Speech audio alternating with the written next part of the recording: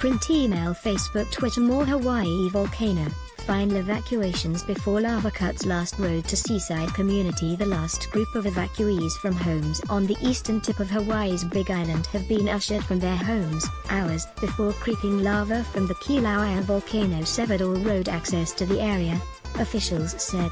A stream of lava more than 100 meters across flowed over a highway near a key junction on the outskirts of Kapoho, a seaside community of private homes and vacation rentals rebuilt after a destructive eruption of Kilauea in 1960. The lava flow left Kapoho and the adjacent development of vacation land, encompassing about 500 homes combined, cut off from the rest of the island by road, according to the Hawaii County Civil Defense Agency.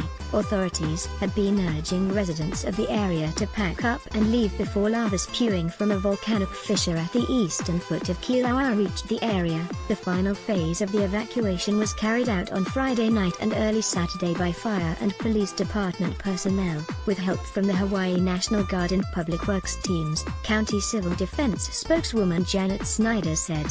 An estimated 500 people live in the greater Kapoho area, but Ms. Snyder said it was not immediately clear how many residents, if any, chose to stay behind.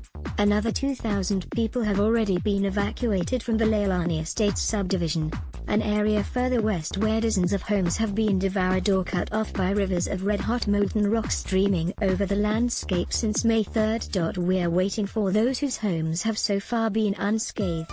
The prolonged strain of uncertainty has grown increasingly difficult. 14-year residents of Leilani Estates Steve and Kathy Kirkpatrick, whose home was intact but still in harm's way, ventured back to their community to help friends move out. "We're waiting for Pele to make the decision," Mr. Kirkpatrick said, referring to the volcano goddess of Hawaiian myth.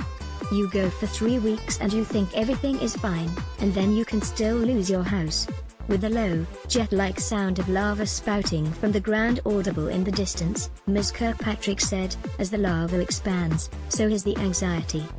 Media player, space to play, M to mute, left and right to seek, 00:000:1500:000:15 blockage could end eruptions, or cause bigger explosion." Lava was not the only challenge posed by the eruption. Toxic sulfur dioxide gas emissions have created an additional hazard, so too have airborne volcanic glass fibers, called Pele's hair, wispy strands produced by lava fountains and carried aloft by the wind. The lava itself, extruded from about 24 fissures that opened on the slope of Kilauea's eastern rift zone earlier this month, has also knocked out telephone and power lines and forced the shutdown of a geothermal energy plant. The latest upheaval of Kilauea, one of the world's most active volcanoes, comes on the heels of an earlier eruption cycle that began in 1983 and continued almost non-stop for 35 years, destroying more than 200 dwellings and other structures. The current fissure activity has been accompanied for weeks by daily periodic explosions of gas and volcanic rock from Kilauea's summit crater as well as earthquakes.